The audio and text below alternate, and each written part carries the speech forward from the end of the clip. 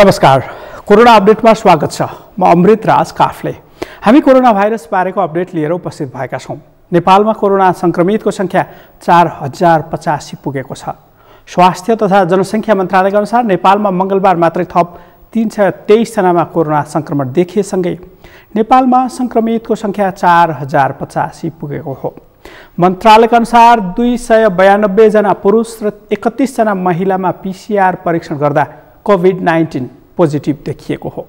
यससँगै नेपालमा हालसम्म कोरोना संक्रमण पुष्टि हुनेको संख्या 4085 छ, जसमध्ये 3798 पुरुष र 287 जना महिला रहेका छन्। स्वास्थ्य मन्त्रालयले दिएको जानकारी अनुसार अहिलेसम्म 1,06,331 पीसीआर परीक्षण भएको छ। यस्तै 1,66,158 वटा आरडीटी परीक्षण भएको छ।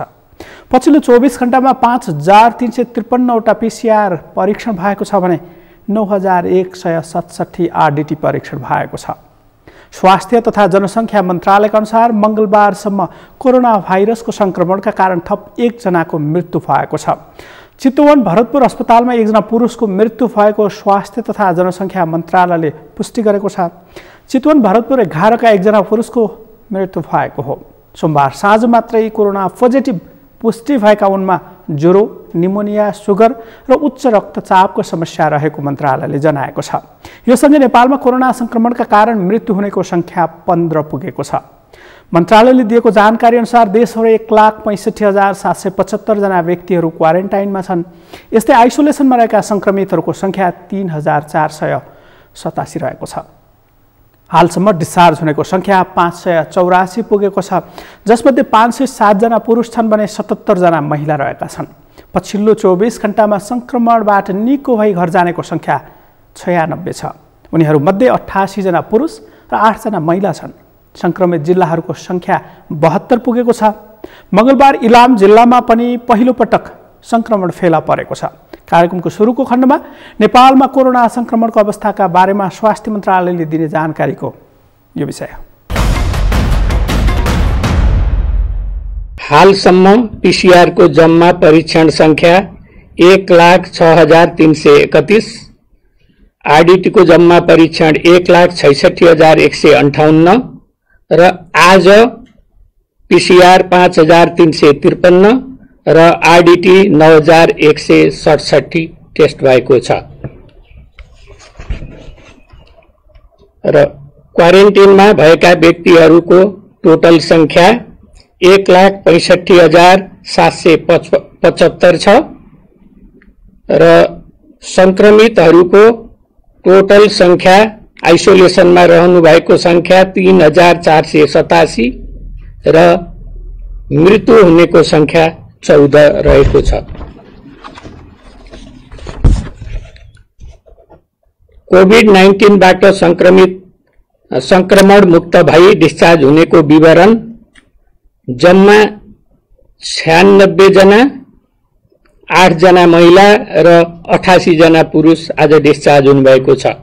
त्यसमध्ये कोभिड-19 अस्पताल जनकपुरबाट 30 जना धनुषा जिल्लाको हुनुहुन्छ र त्यसमा 6 जना महिला र 24 जना पुरुष हुनुहुन्छ। कोभिड-19 युनिफाइड कमान्ड अस्पताल बलम्बुबाट काठमाडौँको 1 जना महिला डिस्चार्ज हुनुभएको छ। कोहलपुर आइसोलेसन सेन्टर बाँकेबाट 22 जना पुरुष, राप्ती सोनार आइसोलेसन सेन्टरबाट बाँके जिल्लाकै 7 जना पुरुष, बीपीकेएचएस धरानबाट झापाका 28 जना पुरुष, कोरोना विशेष अस्पताल दाङबाट बर्दियाका 4 जना पुरुष, जिल्ला अस्पताल दैलेखबाट दैलेख जिल्लाका 1 जना महिला डिस्चार्ज हुनुभएको छ र हालसम्म डिस्चार्ज हुनुहुनेहरूको जम्मा संख्या 584, त्यसमध्ये पुरुष 507 जना र महिला 77 रहनु भएको छ।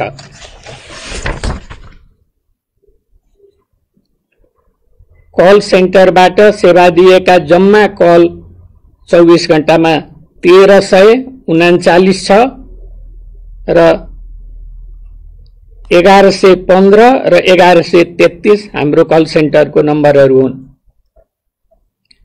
कोभिड-19 सम्बन्धीको मोबाइल एप्लिकेसन हाम्रो स्वास्थ्य डाउनलोड गर्नेको संख्या 1,45,090 रहेको छ र जम्मा इन्ट्री गरिएको संख्या आज 300 छ र रेड जोनमा रहेकाको संख्या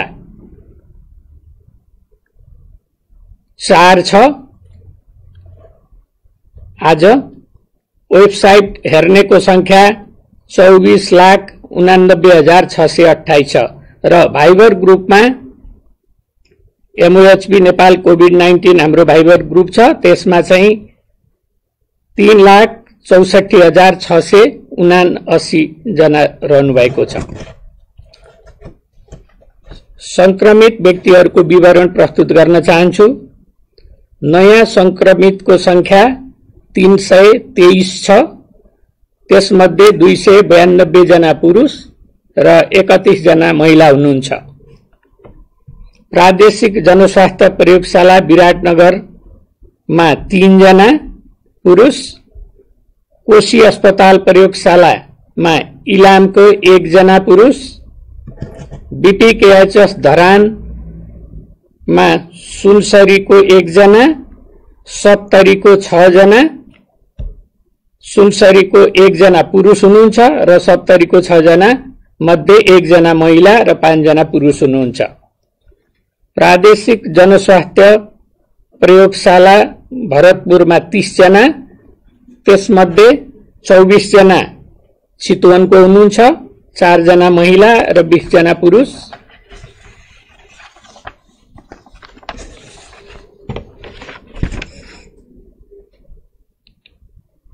नवलपुरको 3 जना मध्ये 1 जना महिला र 2 जना पुरुष, धादिङको 1 जना महिला, कपिलवस्तुको 1 जना महिला र सप्तरीको 1 जना महिला हुनुहुन्छ। प्रादेशिक जनस्वास्थ्य प्रयोगशाला पोखरामा 24 जनाको पोजिटिभ आएको छ, त्यसमध्ये म्याग्दीको 1 जना पुरुष, नवलपुरको 12 जना पुरुष र बागलुङको 11 जना पुरुष हुनुहुन्छ। प्रादेशिक जनस्वास्थ्य प्रयोगशाला जनकपुरमा जम्मा 41 जना हुनुहुन्छ, त्यसमध्ये धनुषाको 21 जना, 2 जना महिला र 19 जना पुरुष, महोत्तरीको 19 जना, 1 जना महिला र 18 जना पुरुष, सर्लाहीको 1 जना पुरुष हुनुहुन्छ। राप्ती स्वास्थ्य विज्ञान प्रतिष्ठान दाङमा 6 जनाको पोजिटिभ आएको छ, 6 जना नै पुरुष हुनुहुन्छ दाङको।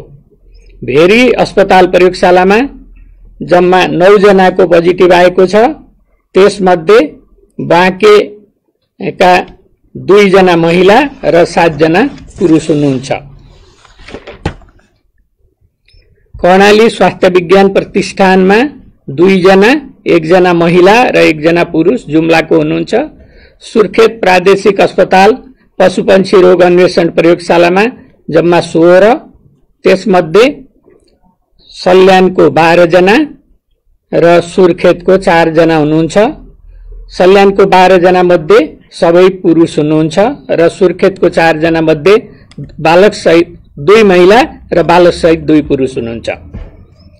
सेती प्रादेशिक अस्पताल प्रयोगशालामा जम्मा 37 जना हुनुहुन्छ, त्यसमध्ये दार्चुलाको 10 जना पुरुष, कञ्चनपुरको 19 जना, त्यसमध्ये 2 जना महिला र 17 जना पुरुष, डडेलधुराको 7 जना, त्यसमध्ये 1 जना महिला र 6 जना पुरुष र कैलालीको 1 जना पुरुष हुनुहुन्छ। प्रादेशिक अस्पताल रूपन्देहीमा जम्मा 22 जना, रूपन्देहीको 20 जना पुरुष र कपिलवस्तुको 2 जना पुरुष हुनुहुन्छ। राष्ट्रिय जनस्वास्थ्य प्रयोगशाला टेकुमा जम्मा 125 जनाको पोजिटिभ आएको छ, त्यसमध्ये 24 जना धनुषाको हुनुहुन्छ, 1 बालक सहित पुरुष हुनुहुन्छ सबै। कपिलवस्तुको 7 जना, त्यसमध्ये 4 जना महिला र 3 जना पुरुष हुनुहुन्छ।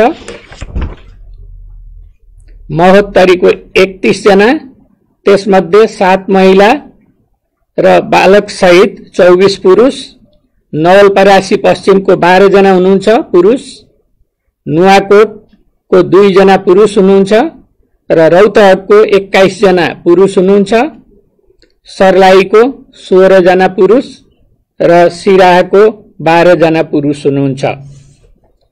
हाल जम्मा संक्रमितहरूको संख्या 4085 छ, त्यसमध्ये पुरुष 3798 र महिला 287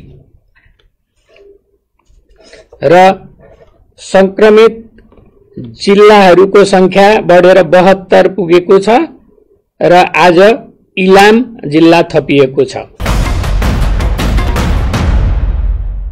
नेपालमा कोरोना संक्रमणको दर बढ्दै जान थालेपछि सरकारले परीक्षणको दायरा समेत बढाउने तयारी गरेको छ। अहिले सरदर 5000 जनाको हरेक दिन पीसीआर विधिबाट परीक्षण हुँदै आएकोमा आगामी असार 15 गतेसम्ममा हरेक दिन 15000 बढीको पीसीआर विधिबाट परीक्षण गर्ने तयारी सरकारले गरेको जनाइएको छ। कोरोना भाइरस संक्रमण रोकथाम तथा नियन्त्रणका लागि सरकारले अहिलेसम्म 10 अर्ब रुपैयाँ खर्च गरेको जानकारी समेत गराएको छ। स्वास्थ्य मन्त्रालयका अनुसार अहिलेसम्म भएको खर्चमध्ये 2 अर्ब 76 करोड स्थानीय तहबाट, प्रदेशको तर्फबाट 1 अर्ब 8 करोड र सङ्घको तर्फबाट 6 अर्ब 3 करोड रुपैयाँ खर्च भएको छ। झन्डै 3 अर्ब रुपैयाँ बराबरको स्वास्थ्य सामग्री मात्रै खरिद गर्न खर्च भएको स्वास्थ्य मन्त्रालयले जनाएको छ। कार्यक्रमको अबको खण्डमा स्वास्थ्य मन्त्री भानुभक्त ढकालले संसदमा दिएको जानकारीको यो विषय हो। मूलभूत रूपमा 276 करोड रकम चाहिँ स्थानीय तहबाट खर्च भएको छ र मूलत यो 641 वटा पालिकाको मात्रै यहाँ समावेश भएको छ। यो 753 मा पुग्नको निम्ति अझै बाँकी नै छ। यो क्वारेन्टाइन बनाउनेदेखि आन्तरिक व्यवस्थापनको कामहरूमा पनि यो खर्च भएको छ भने प्रदेशको तर्फबाट जम्मा 108 करोड खर्च भएको छ, सङ्घको तर्फबाट 603 करोड खर्च भएको छ। यो 603 करोडहरू मध्ये पनि सीसीएमसी, हाम्रो स्वास्थ्य मन्त्रालय र यो विषयसँग सम्बन्धित अन्य कामहरू पनि योसँग जोडिएर आएका छन्। जस्तै एकजना संक्रमित देखियो, वीरगञ्जमा एकजना संक्रमित देखियो, त्यसको लागि कन्ट्र्याक्ट ट्रेसिङमा जानु पर्यो भने त्यो जाने व्यक्तिहरू, सुरक्षाकर्मीहरू र त्यो कार्यमा संलग्न भएका सबैहरूको खर्च पनि यो यसमा जोडिएर आउने हो। यसले गर्दा यी विषयहरूलाई हामीले हेर्ने हो भने अहिलेसम्म के देखिन्छ भने 2 अर्ब 92 करोड 55 लाख 79 हजार रुपियाँ चाहिँ स्वास्थ्य मन्त्रालयको तर्फबाट सामग्रीहरू किन्नेदेखि अहिलेसम्म भएका छन् र यी सबै कुराहरू एउटा राज्यको निकायबाट भएको हुनाले यी पारदर्शी छन्। यी जतिखेर जुनसुकै अवस्थामा पनि विधि पुर्याएर हेर्न सकिने बेहोरा म मान्यज्यूहरूसँग नम्रतापूर्वक निवेदन गर्न चाहन्छु। पीसीआर र आरडीटी परीक्षणको बारेमा पनि विभिन्न खालका प्रश्नहरू, विभिन्न खालका मतहरू चाहिँ हामीसँग प्रकट भएका छन्, छलफल भएका छन् र यो पीसीआर र आरडीटीको बारेमा पनि म यहाँहरूसँग के आग्रह गर्न चाहन्छु भने कतिपय ठाउँमा छलफल हुँदाखेरि यो डब्ल्युएचओले नै आरडीटीलाई चाहिँ प्रतिबन्ध लगाएको कुरा किन प्रयोग भइराखेको छ भन्ने चर्चा परिचर्चा पनि छ। तर स्थिति त्यस्तो होइन। डब्ल्युएचओले अध्ययन अनुसन्धानको निम्ति, रिसर्चको निम्ति यसलाई प्रतिबन्ध लगाएको छैन। जहाँसम्म केसको यकिन गर्ने कुराका लागि यो आरडीटी भन्दा पीसीआर ठिक छ भन्ने कुरा सैद्धान्तिक रूपमा नेपाल सरकारले पनि त्यसलाई स्वीकृति दिएको छ। हामीले आरडीटी टेस्ट गर्दाखेरि पोजिटिभ देखियो भने पनि त्यही पोजिटिभ देखिएको आधारमा ऊ सङ्क्रमित हो भनेर पुष्टि गरेका छैनौँ। हामीले त्यसपछि पीसीआर गरेका छौँ। मात्र यो एउटा स्क्रिनिङको निम्ति र 14 दिनसम्म मान्छेहरू जब क्वारेन्टिनमा बसिसकेपछि एउटा परीक्षणको अवधिपछि उसको शरीरमा त्यो रोगसँग लड्ने एन्टिबडी प्राप्त भएको छ कि छैन भन्ने अध्ययनको निम्ति हामीले यो आरडीटीको प्रयोग गरेका छौँ। तर निसन्देह मान्यज्यूहरूले दिनुभएको सुझावलाई मध्यनजर राख्दै र नेपाल सरकार पनि हामी पीसीआर प्रविधिको माध्यमबाट नै यो परीक्षणलाई अगाडि बढाउँदै हामी जान्छौँ र यसको निम्ति म सम्मानीय सभामुख महोदय मार्फत यहाँ के निवेदन गर्न चाहन्छु, के आग्रह गर्न चाहन्छु भने सुरुमा हामीसँग यसको गति सीमित थियो, तर आज हामी आजै मात्रै पनि 4746 जनाको हामीले PCR प्रविधिको रिपोर्ट दियौँ। तर यो दिँदा दिँदै पनि यसले पनि हाम्रा अभावलाई पूर्ति गर्ने अवस्थामा अहिले हामी छैनौँ, किनभने दिनमा विदेशबाट सीमा कटेर आउने नेपाली दाजुभाइ दिदीबहिनीहरूको सङ्ख्या अत्याधिक मात्रामा छ। त्यो सङ्ख्यालाई हामीले तत्काल PCR को माध्यमबाट परीक्षण गराएर लाने खालको स्थितिमा लानका निम्ति अझै केही समय त्यसको व्यवस्थापनमा लाग्नुपर्ने स्थिति रहेको छ। एउटा दुईटा गर्दै हामी 4749 सम्मको रिपोर्ट दिने ठाउँमा आज पुगेका छौँ र यो असार 15 सम्ममा हामी प्रत्येक दिन 10,000 PCR रिपोर्ट दिन सक्ने गरी त्यो व्यवस्थापनमा जुटेका छौँ र 7वटै प्रदेशमा एक-एकवटा 7वटा ठुला मेसिनहरू खरिद प्रक्रियाको कुरालाई पनि हामीले अगाडि बढाएका छौँ र यसलाई विलम्ब नगरिकन हामीले त्यो व्यवस्थापन गरेर यो अभावलाई पूर्ति गर्न सकिन्छ भन्ने विषयको बारेमा पनि म सम्मानीय सभामुख महोदय मार्फत यहाँ ध्यानाकर्षण अथवा यहाँ जानकारी गराउन चाहन्छु। अर्को, यो मृत्यु पश्चात किन PCR गरिन्छ भन्ने खालको एउटा प्रश्न पनि संसदमा उठेको छ र बाहिर पनि छलफल भइराखेको छ। म यो गरिमामय सदनमा के आग्रह गर्न चाहन्छु भने जुनसुकै कारणले मान्छेको मृत्यु भए पनि मृतकको शरीरमा कोरोना भाइरस रहेको थियो भने उसको सम्पर्कमा रहेका परिवारका सदस्यहरू तथा उपचारमा खटिएका स्वास्थ्य कर्मीहरूको कन्ट्र्याक्ट ट्रेसिङ गर्ने प्रयोजनका लागि तथा सब व्यवस्थापन समेत सावधानी अपनाउनको लागि पनि मृत्यु पश्चात त्यो कोरोना टेस्ट गरेर सुरक्षित तवरले गर्नुपर्ने एउटा बाध्यता भएको कारणले पनि यो टेस्टमा हामी गइरहेका छौँ भने कतिपय ठाउँमा क्वारेन्टिनमा बसेको अथवा घरमै बस्नुभएको आएर अस्पतालमा मृत्यु भइसकेपछि ती लक्षणहरू छन् कि भनेर हेर्नुपर्ने अवस्थाको कारणले गर्दाखेरि पनि यो हामीले टेस्ट आउँछ, त्यसमा रिजल्ट दिने खालको कुरा चाहिँ पछाडि हुने खालको एउटा प्रवृत्ति रहेको हाम्रो बाध्यात्मक अवस्था भएको ब्यौरा पनि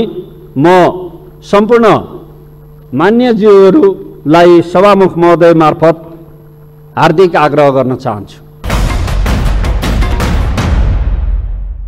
नेपालमा कोरोना संक्रमण देखिन थालेपछि नियन्त्रण गर्न सरकारले लकडाउनको घोषणा गरेको 2.5 महिना पुग्न लागेको छ। 2.5 महिनापछि सरकारले लकडाउनको मोडल परिवर्तन गर्ने विषयमा छलफल सुरु गरेको छ। यसअघि निजी क्षेत्रका सबै पेशा व्यवसायका छाता संगठनका प्रतिनिधिसँग छलफल गरेको सरकारले आगामी दिनमा लकडाउनबारे कस्तो निर्णय लिने भन्ने विषयमा समेत छलफल सुरु गरेको छ। यसअघि भएको छलफलका क्रममा निजी क्षेत्रका व्यावसायिक संस्थाका प्रतिनिधिहरूले अर्थतन्त्र चलायमान बनाउने बारे तत्काल नसोच्ने हो भने कोरोना भाइरसले निम्ति आउने समस्या भन्दा भोकमरीको समस्या विकराल हुने भन्दै उद्योग सञ्चालनको व्यवस्था मिलाउन आग्रह गरेका थिए। जोखिमको तह र क्षेत्रलाई वर्गीकरण गरी बिस्तारै लकडाउन खुकुलो बनाउँदै अर्थतन्त्रलाई चलायमान बनाउन व्यवसायहरूले सुझाव समेत दिएका थिए।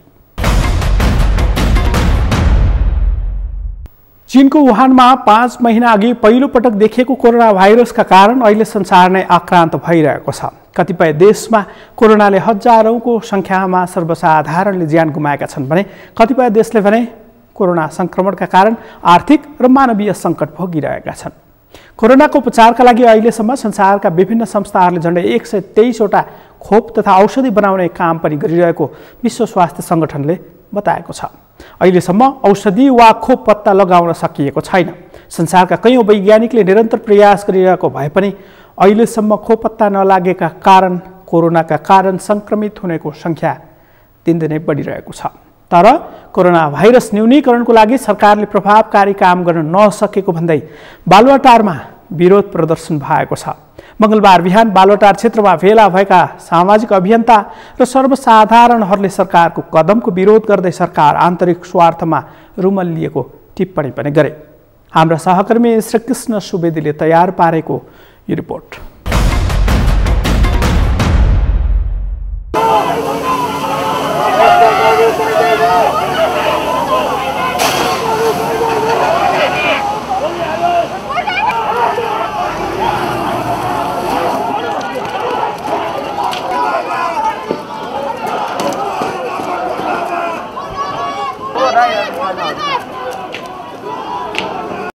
मंगलबार बिहान बालुवाटार क्षेत्रमा देखिएको दृश्य। कोरोना भाइरस नियन्त्रणमा केन्द्रित हुनुपर्ने सरकार आन्तरिक स्वार्थमा रुमल्लिएको भन्दै विरोध प्रदर्शनमा अभियन्ता र सर्वसाधारण सहभागी थिए। विरोध प्रदर्शनमा उत्रिएका अभियन्ता, सर्वसाधारण र व्यवसायीहरूले कोरोना महामारी न्यूनीकरणको लागि स्वास्थ्य सामग्रीदेखि क्वारेन्टाइनसम्मको व्यवस्थापनमा खर्च भएको भनिएको 10 अर्ब कहाँ गयो भनेर पनि प्रश्न गरे। साथै पछिल्लो समय 14 दिन अस्पतालमा राख्दा पनि लक्षण नदेखिए डिस्चार्ज गर्ने सरकारको नीतिको पनि उनीहरूले विरोध गरेका छन्।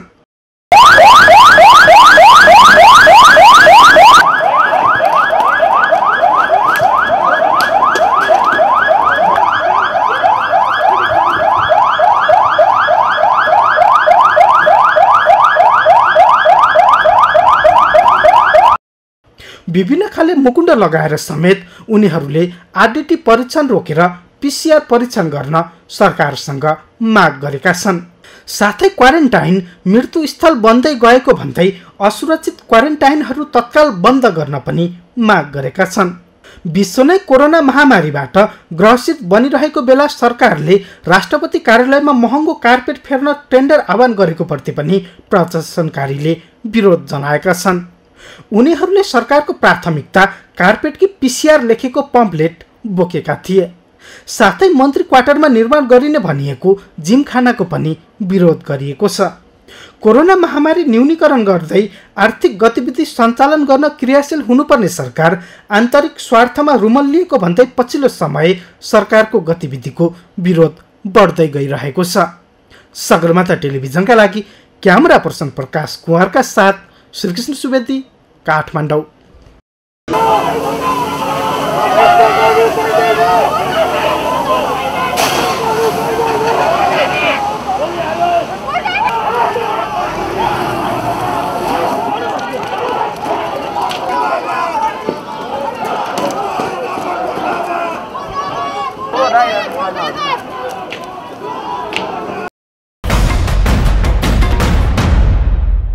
कोरोना भाइरस सबैभन्दा पहिला देखेको नेपालको उत्तरी छिमेकी मुलुक चीनबाट सुरु भएको कोरोनालाई चीनले नियन्त्रणमा लिइसकेको छ भने भारतमा यसको प्रभाव दिनदिनै बढिरहेको छ।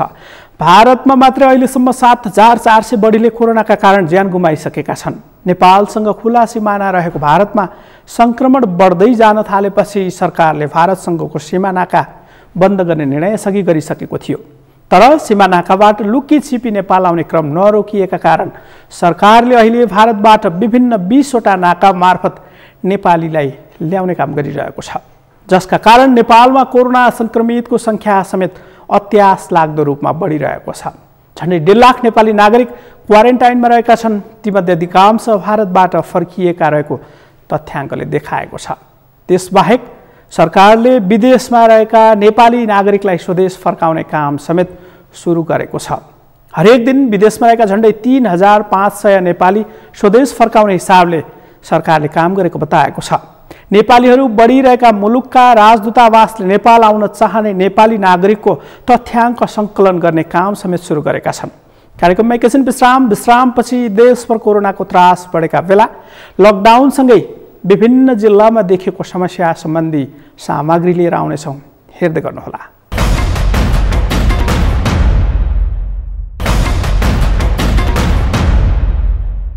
विश्रामपछि कार्यक्रममा फेरि पनि स्वागत छ। हामी कोरोना भाइरसका कारण विश्वभर देखिएको सन्ताससँगै नेपालमा समेत त्यसको प्रभावको विषयमा केन्द्रित रहेर कार्यक्रम प्रस्तुत गरिरहेका छौँ। कोरोनाका कारण विदेशमा रहेका नेपालीलाई उद्धार गर्नुपर्ने विषय समेत सङ्घीय संसदमा व्यापक रूपमा उठ्दै आएको छ।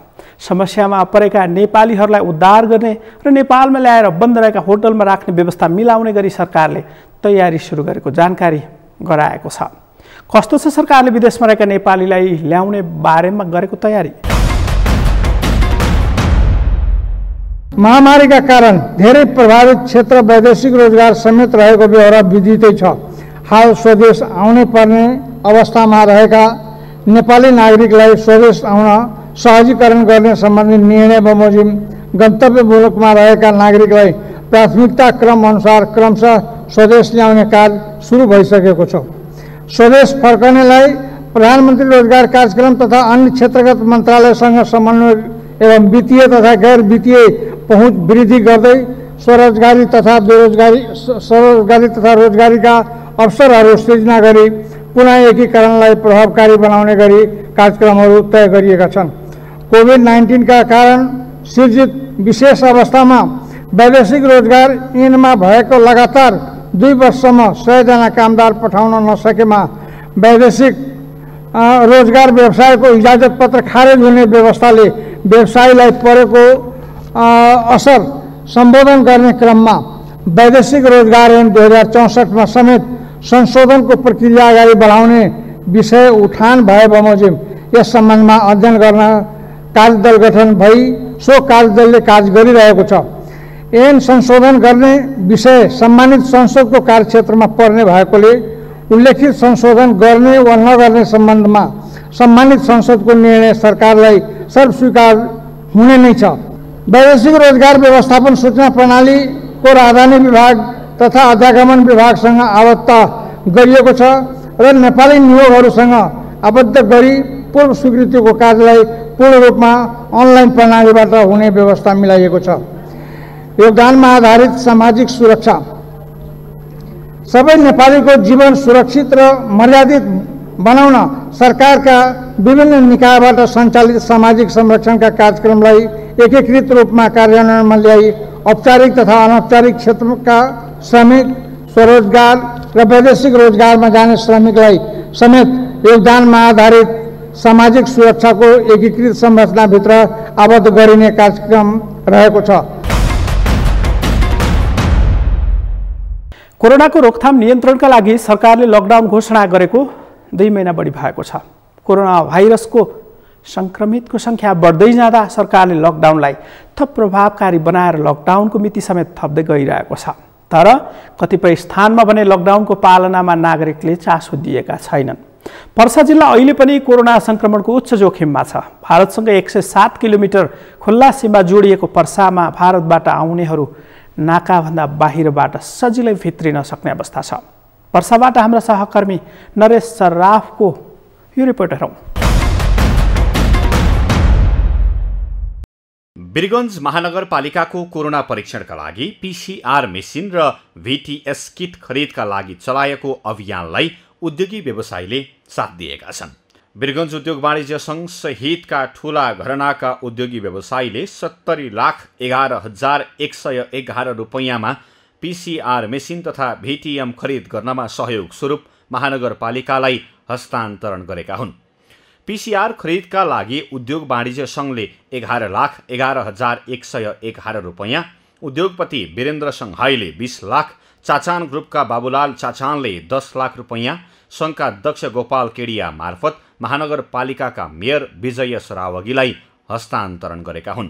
उद्योगपति राजेश अग्रवालले 6 लाख, हिरालाल केडिया 5 लाख, आत्मराम काँवराले 5 लाख, मुरलीधर रुङ्गटा 5 लाख, अनिल रुङ्गटा 5 लाख, अशोक वैद्य 2 लाख, चिरञ्जीवी सरावगी 1 लाख गरी उपलब्ध भएको कुल 70,11,111 रुपैयाँ संस्थागत रूपमा सङ्घका अध्यक्ष केडियाले महानगरपालिकालाई उपलब्ध गराउने सम्झौता पत्रमा हस्ताक्षर गरेका हुन्। वीरगञ्जवासीहरूको तीव्र रूपमा चेक जाँच गर्नको लागि पीसीआर मेसिन र VTM किट खरिद गर्न सो रकम उपलब्ध गराइएको वीरगञ्ज उद्योग वाणिज्य सङ्घले जनाएको छ।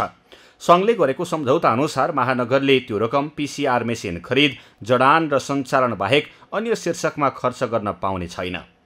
Automatic real time PCR machine सम्पूर्ण सेट सहितको एक थान खरिद तथा स्थापना गर्न उद्योग वाणिज्य सङ्घ वीरगञ्जको तर्फबाट 11,11,111 रुपैयाँ तथा विभिन्न उद्योगी व्यवसायीहरूको तर्फबाट संस्थागत सामाजिक उत्तरदायित्व अन्तर्गत सङ्कलन गरी जम्मा 70,11,111 रुपैयाँ वीरगञ्ज महानगरपालिकालाई उपलब्ध गराउन निम्न शर्तहरूको अधीनमा सहमत भई दुवै पक्षको राज्य खुसीले साक्षी समेतको रोबरमा यो सम्झौता पत्रको लेख तयार गराई सही छाप गरी एक प्रति दिएका छौँ। सम्झौता अनुसार प्रथम पक्ष भनिएको वीरगञ्ज महानगरपालिकाले 15 दिनभित्र पीसीआर मेसिन खरिद गरी कोभिड परीक्षणका लागि नारायणी अस्पतालमा जडान गर्नेछ र दोस्रो पक्ष उद्योग वाणिज्य सङ्घ वीरगञ्जले महानगरपालिकाको कोरोना कोषमा जम्मा हुने गरी 70,11,111 रुपैयाँ चेक मार्फत उपलब्ध गराउनेछ। वीरगञ्ज महानगरपालिकाका मेयर विजय सरावगीले उद्योग वाणिज्य सङ्घको सहयोगले जिल्लालाई ग्रिन जोन बनाउन सहयोग पुग्ने अपेक्षा गरेको बताएका छन्। उनले परीक्षणलाई व्यापकता दिन काठमाडौँ र भरतपुर लगेर सम्भव नभएको भन्दै वीरगञ्जमा मेसिन थप्न लागिएको बताएका छन्। उनले महानगरपालिकाले जडान गर्ने अटोमेटिक PCR मेसिनले दैनिक रूपमा 2000 देखि 3000 टेस्ट गर्न सक्ने भन्दै सङ्घ र प्रदेश सरकारसँग माग गरेको बताएका छन्। उनले 1 लाख जनाको स्वास्थ्य परीक्षणको तयारी गरेको पनि बताएका छन्। हामी चाह्यो भने 2000 देखि 3000 टेस्ट रोज गर्न सकिन्छ। त्यसको लागि चाहिने जनशक्ति हामी माग गरिसकेका छौँ नेपाल सरकारसँग। भोलि नेपाल सरकारले दियो भने ठिकै छ, प्रदेश सरकारले हामी लेखेर पठाएका छौँ। जुनसुकै सरकारले दियोस्, हामीलाई जनशक्ति चाहियो। यदि उहाँहरू त्यसमा पनि असमर्थ हुनुहुन्छ भने दिन सक्नुहुन्न भने वीरगञ्ज महानगरपालिकाले त्यो जनशक्तिको व्यवस्थापन गरेर यो व्यापक टेस्टको काम हामी गर्छौँ। किन पर्सा जिल्लालाई यदि हामीहरूले छिटोभन्दा छिटो ग्रिन जोनमा बनाउन सकेन भने हामी गर्नुपर्ने एक्टिभिटिजहरू हुन सक्दैन। हामीहरू थला भएर बस्दिन्छौँ, लकडाउनमा बस्नुपर्छ, हाम्रो बाध्यता हुन्छ। मेयर सरावगीले पर्साका 110 जना सञ्चारकर्मीको स्वास्थ्य बिमा गरेको सम्झौता पत्र समेत नेपाल पत्रकार महासङ्घका अध्यक्ष श्याम बन्जारालाई हस्तान्तरण गरेका छन्। पत्रकारहरूको 1 लाखको स्वास्थ्य बिमा गरिएको छ। PCR मेसिन खरिद गर्नका लागि महानगरपालिकाले स्थापना गरेको राहत कोषमा अहिलेसम्म 1,47,81,891 रुपैयाँ जम्मा भएको छ, जसमध्ये सबैभन्दा बढी पर्साको पटेवा सुगौली गाउँपालिकाले 25 लाख, वीरगञ्ज महानगरपालिकाकै कर्मचारीको तर्फबाट 15,54,000 र सूर्य नेपाल प्रालीले 15 लाख रुपैयाँ जम्मा गरेका हुन्। सगरमाथा टेलिभिजनका लागि पर्साबाट नरेश सर्राफको रिपोर्ट। गत चैत 11 गतेदेखि सुरु भएको लकडाउन अझै जारी छ। लकडाउनका कारण उद्योग व्यवसाय चल्न सकेका छैनन्। पछिल्लो समय बाँकेमा मासु पसलेहरूले कुखुराको मासु बेच्न छोडेका छन्। भारतीय कुखुराले भरिने बजारमा लकडाउनसँगै भारतीय कुखुरा आउन बन्द भएपछि कुखुराको मासु व्यापार करिब बन्द भएको छ। स्थानीय स्तरबाट आपूर्ति हुने कुखुरा अपर्याप्त हुँदा कुखुराको मासु व्यापार नै बन्द हुन थालेको हो। बाँकेबाट हाम्रा सहकर्मी मधु पौडेलले पठाएको यो रिपोर्ट।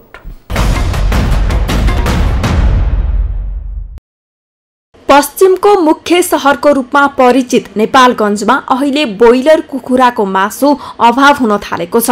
लकडाउन सुरु हुनु अघिसम्म प्रति किलो 260 रुपैयाँमा पाउने ब्रोइलर कुखुराको मासु अहिले बढेर 380 देखि 400 रुपैयाँसम्म पुगेको छ। लकडाउनको मौका छोपी मासुमा मूल्य वृद्धि हुनुको खास कारण खरिद रेट नै महँगो भएको व्यापारीहरूको भनाइ छ। कुखुरा महँगो पर्यो सर। कुखुरा खरिदे तपाईँको 300 रुपियाँ किलो छ है, ब्रोइलर प्यारेन्ट कुखुरा। त्यसले गर्दाखेरि हामीले अहिले 400 रुपियाँ किलो बेचिरहेको छौँ। आज 4-5 दिन जति भयो। अहिले यहाँ डिलरवाला ल्याइन्छ नि, हामीलाई यहीँ ल्याइदिन्छ। महँगो बेचेको त 450 रुपियाँ किलो बेच्नु त महँगै हो होइन। 400 रुपियाँसम्म ठिकै हो सर अहिले चाहिँ। बजारमा कुखुरा अभाव हुँदा ब्रोइलर कुखुरा बेचेर पनि फाइदा नरहेको व्यापारीहरूको भनाइ छ। त्यसैले मासु व्यापारीले खसीको बाहेक मासु बिक्री नगर्ने गरेको अर्का व्यापारीको भनाइ छ। सुरुमा अलि 250 रुपियाँ किलो जति लिएर आए, तो 350-340 सम्म बेचे एभरेज निकालेर। एउटामा कम्तीमा 600 ग्राम कचरा जान्छ, त्यही हिसाबले 10-20 रुपियाँ किलो कहीँ भेटिहाल्छ त्यसमा माइनस काटेर।